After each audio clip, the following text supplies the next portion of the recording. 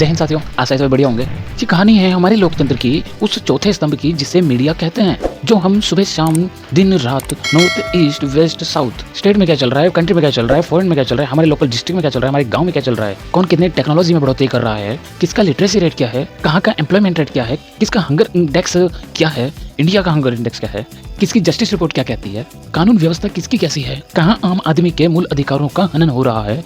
इन सब मुद्दों पर जिस संस्थान का बात करना जिस संस्थान का कर्तव्य है, जिसकी ड्यूटी है, जिसे फोर्थ पिलर ऑफ डेमोक्रेसी कहा जाता है, जिसे हम कहते हैं media, Indian TV media, mainstream TV media, वो आज के समय पे इतना बायस क्यों होता चला जा रहा है और तमाशे की दुकान क्यों बनता चला जा रहा है। डू यू थिंक आज जो हिंदुस्तान में मीडिया की जो हालत है, उस हालत के चलते क्या आज भी भारत का mainstream TV media fourth pillar of democracy है?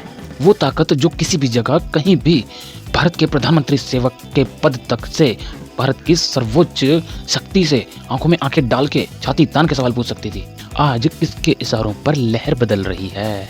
देखो होता क्या है, लोकतंत्र को बरकरार रखने के लिए 4 पिलर ऑफ डेमोक्रेसीज होते हैं, जिनमें लेजिस्लेटर जो कानून बनाया जाता है जिसके द्वारा, और एग्जीक्यूटिव जो कानून को लागू करते हैं, और जुडिशरी जो ये निगरानी रखते हैं कि सबको एक समान न्याय मिल पा रहा है, ये पक्षपात तो नहीं हो रहा है। और fourth pillar of democracy media, ये इन तीनों पर नज़र रखता है, इन तीनों पर निगरानी रखता है, कौन क्या काम कर रहा है, कौन किस तरह से काम कर रहा है, कौन निकम्मा है, कौन ईमानदारी से काम कर रहा है, कौन बेईमान से काम कर रहा है, कौन होशियार बन रहा है। ये जो fourth pillar of democracy main stream TV media है भारत का, आज उसकी हालत क्या है। कराची कब्जे में पाकिस्तान के भीतर भारतीय सेना, प्रधानमंत्री सेवक जी अपनी जेब में पर्स रखते हैं या नहीं, आम काट के खाते हैं या चूस के। मोदी जी आप क्या खाते हैं, आप थकते क्यों नहीं है? किसका राहुल, आपका राहुल, हमारा राहुल? एक सवाल आपसे जानना चाहता हूँ, देश भी जानना चाहेगा, आप अपनी जेब में पर्स रखते हैं क्या? सच बताइए, why don't you get tired? आप थकते क्यों नहीं? कौन राहुल? हमारे वाले राहुल तो आपके वाले नहीं है। अच्छा कौन मैं? भाई साहब आप ये समझिए कि सरकार एक दुकान है और ग्राहक है पब्लिक, और उस सरकार नाम की दुकान पर मीडिया नाम का एक सीसीटीवी कैमरा लगा हुआ है, जो दोनों तरफ की मक्कारी बेईमानी चोरी पर नजर रखता है। लेकिन वो जो सरकार नाम की दुकान पर लगा हुआ मीडिया नाम का सीसीटीवी कैमरा आज के समय पे बायस क्यों हो रहा है? क्योंकि उस मीडिया नाम के सीसीटीवी कैमरे के मालिक बदल चुके हैं, जो खुद लालची हैं, खुद उस चालाकी में शामिल है जिसे रोकने का दावा करता था मीडिया नाम का CCTV camera. For example CNN, news 18, CNBC, TV 18, first post जैसी न्यूज़ चैनल्स की ओनरशिप जा रही है रिलायंस ग्रुप के पास में। रिलायंस ग्रुप इसको ऑन कर रहे हैं Reliance groups. Next times of India, economic times, Navbharat times, mirror now और ET नाउ की ओनरशिप कर रहे हैं द टाइम्स ग्रुप। नेक्स्ट इसी तरह से जी न्यूज़, जी बिजनेस, ON और DNA को ऑन कर रहे हैं जी ग्रुप। SM, आज तक, इंडिया टुडे, बिजनेस टुडे और लेलेंट ऑफ गुड न्यूज़ टुडे को ऑन कर रहा है इंडिया टुडे ग्रुप। और जो लोकल लैंग्वेजेस के चैनल हैं वो चैनल्स भी इन्हीं ग्रुप्स के अंडर आ रहे हैं। और साउथ का सन ग्रुप वो लगभग साउथ के सभी बड़े चैनल्स को कंट्रोल कर रहा है। और NDTV पर 65% की हिस्सेदारी तो अडानी जी की 2022 में हो गई थी। तो कुल मिलाकर हिंदुस्तान की 140 करोड़ जनता के घरों में टीवी पर क्या चलाना है, वो कुल मिलाकर ये 5-6 लोग डिसाइड कर रहे हैं। पूरे हिंदुस्तान के टीवी न्यूज़ चैनल्स पर इन 5-6 लोगों की कमांड है। और इन 5-6 लोगों के इन न्यूज़ चैनल्स के अलावा भी infrastructure, oil, energy, call mining, networking, telecom services जैसे वो बड़े बड़े बिजनेसेस भी हैं। अब इन सभी बड़े व्यापारियों के अदर बिजनेसेस में कोई हानि ना हो, उनके बिजनेसेस में दूधो ना हो पूतो फ्लो, चांदी चांदी जैसा सिस्टम चले, यही इनके प्रयास रहते हैं। कुछ भी ऐसा प्रसारित नहीं होगा इन चैनल्स पर जिससे जनता उनके अन्य बिजनेसेस से, कंजम्पशन से मुंह फेरे। और साथ ही इन बड़े व्यापारियों के बड़े बिजनेसेस पर कोई लीगली डीप विजन ना रखे। इस वजह से वे समकालीन सरकार से एक फ्रेंडली रिलेशन रखना चाहते हैं। इस दोस्ती से दोनों पक्षों का फायदा। सरकार से कोई भी न्यूज़ चैनल वास्तविक मुद्दों पर सवाल नहीं करेगा, और जब सवाल नहीं होंगे तो किसी की अकाउंटेबिलिटी नहीं होगी।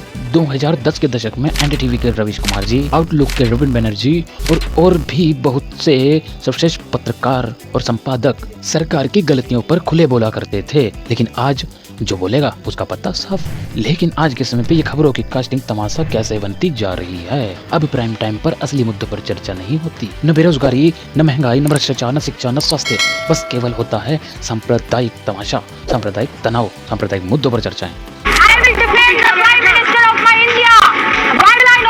Fire to the Karachi port, आग लगा दो कराची में, फूंक डालो पूरे शहर में।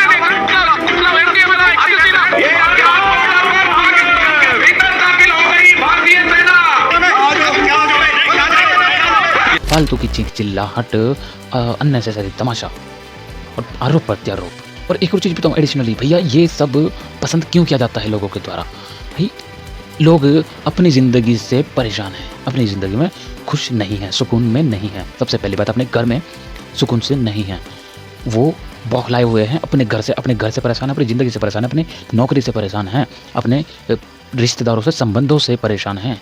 उन्हें चाहिए एंटरटेनमेंट, मनोरंजन, वो कहीं से भी मिले। और कहीं भी चौक पे एक रुमाल ऐसे घुमाने लग जाओ, इंडिया में भीड़ लग जाएगी। लोगों को चाहिए तमाशा, ये इस्तेमाल नहीं करना है। लोगों को चाहिए तमाशा, एक भैंस बैठी है उसके आगे बीन बजाते रहो और वो ऐसे करती है, ये चाहिए। दैट्स वाई कि ऐसी खबरों को देखा जाता है। याद है भाई आपको कि हमने जब कराची पोर्ट पर भी कब्जा कर लिया था, या सुशांत सिंह राजपूत के केस पर महीनों तक एक ही खबर के गीत गाए जा रहे थे, वो भी बिना किसी फैक्ट चेक के और बिना किसी कॉन्स्टिट्यूशनल जुडिशरी अप्रूवल के। But who is the real player? असली खिलाड़ी कौन है? क्या ये सब एंकर्स की गलती है?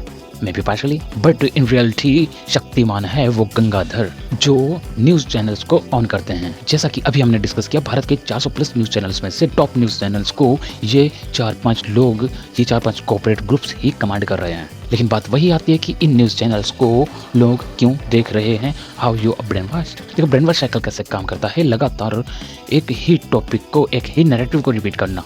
सरकार देश है, सरकार से जो सवाल करे वो देशद्रोही है। असली मुद्दों को, महंगाई, बेरोजगारी, शिक्षा, भ्रष्टाचार, शिक्षा, स्वास्थ्य जैसे गंभीर मुद्दों को अनदेखा करना, और डर और गुस्से का इस्तेमाल करना, चीख चिल्लाहट पाना फालतू के, और किसी भी झूठ को बार बार रिपीट करके सच साबित करने की कोशिश करना और सच की तरह प्रदर्शित करना, और किसी भी बिना फैक्ट चेक के कास्ट करना।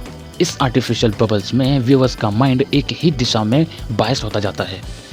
भैया आप 2-4 कोई भी रील्स वीडियो किसी भी तरह से, ये हर चीज़ का एल्गोरिथम है। आप किसी भी चीज़, किसी भी फील्ड की 2-4 वीडियोस लाइक कर दीजिए, आपके पास में हज़ारों वीडियोस वही सजेस्ट की जाएंगी, ठीक है, और आप उसी बबल्स में कैद होकर रह जाओगे, ठीक है।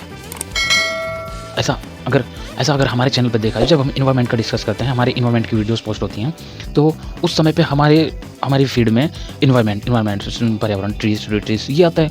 और जब हम वुमेन एम्पावरमेंट की बात करते हैं, तब वुमेन एम्पावरमेंट की सारी वीडियोस आने लग जाती हैं। और जब हम पॉलिटिक्स की बात करते हैं, तो सारी वीडियोस पॉलिटिक्स की आने लग जाती हैं, ठीक है। इसी तरह से जब हम अगर रिलीजियस स्क्रिप्चर्स की बात करते हैं, तो सारी वीडियो सजेस्ट करने लगता है रिलीजियस स्क्रिप्चर्स की।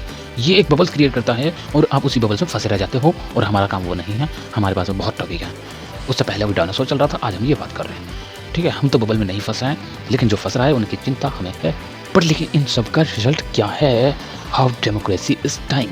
हमारी लोकतंत्रात्मकता खत्म कैसे हो रही है, क्यों हो रही है? जब मीडिया पावर में बैठे हुए लोगों से सवाल नहीं पूछती, जब पूरा चौथा स्तंभ मनोरंजन का साधन मात्र बन जाता है, तो बाकी तीन स्तंभ अपनी मर्जी से एक बंदे के इशारों पर, या फिर कह सकते हो कि डिक्टेटरशिप के अंडर मजबूरन या फिर अपनी इच्छानुसार काम करने लगते हैं। यानी कि डेमोक्रेसी ऑटोक्रेसी का रास्ता बन जाती है। फ्रीडम हाउस की 2024 की रिपोर्ट में हिंदुस्तान को पार्टी फ्री घोषित कर दिया गया। लेकिन आफ्टर ऑल बात यह आती है, व्हाट यू कैन डू, आप क्या कर सकते हैं? भैया ये संघर्ष मुश्किल तो है, लेकिन निकम्मों के लिए ये संघर्ष मुश्किल है, लेकिन इम्पॉसिबल नहीं है। फैक्ट बेस्ड मीडिया को सपोर्ट किया जाए। द वायर, न्यूज लॉन्ड्री, स्क्रॉल.इन और अल्ट न्यूज़ के जुबैरी जैसे चैनल्स को प्रोत्साहित किया जाए, उनको कंट्रीब्यूट किया जाए, उनको आगे बढ़ाया जाए। और मनोरंजन, तमाशा, सर्कस जैसे चैनलों का बाइकआउट करना है, जो बेवजह के मुद्दों पर हाइप, चीख चिल्लाहट का प्रदर्शन करते हैं। और आपको सोशल मीडिया का जिम्मेदारी से इस्तेमाल करना होगा। क्वेश्चंस उठाओ, सरकार से सवाल जरूर करो, चाहे वो आपकी पसंद की ही क्यों ना हो। विपक्ष से तो सवाल सब कर लेते हैं, लेकिन सवाल उनसे भी तो किया जाना चाहिए जो आपकी पसंद के हैं। अंधभक्त नहीं बनना है। बट लास्ट एडमोनिशन, अंत में एक चेतावनी कह सकते हो। इस चेतावनी को हमेशा ध्यान रखना। अगर ऐसा चलता रहा तो कल हम तक सिर्फ वही खबरें पहुंचेंगी जो सत्ता चाहती हैं। लेकिन आज के समय भी यह हो रहा है, 90% खबरें ऐसी आती हैं जो सत्ता चाहती है। बाकी जो सच्ची खबरें हैं, सच्चे पत्रकार हैं, वो इंटरनेट के अंधेरे में दफन होता जाता है। फिर जो लोकतंत्र का चौथा स्तंभ मीडिया को कहा जाता है, वो चौथा स्तंभ लोकतंत्र का चौथा स्तंभ नहीं रहेगा। और जब चौथा स्तंभ नहीं रहेगा तो कहाँ लोकतंत्र? सब खत्म। Tata bye bye. खत्म। Tata bye bye. तो भाई साहब जी, अगर आपको ये पूरा डिस्कशन इन्फॉर्मेटिव लगता है तो साहब चैनल्स पर पॉलिटिक्स और कॉन्स्टिट्यूशनल पर और भी बहुत से लेक्चर्स हैं, प्लेलिस्ट बनी हुई है, you can visit, you can watch if you want, as you wish. तब तक के लिए जय हिंद, इंकलाब जिंदाबाद, खुश रहें, मुस्कुराते रहें, धन्यवाद।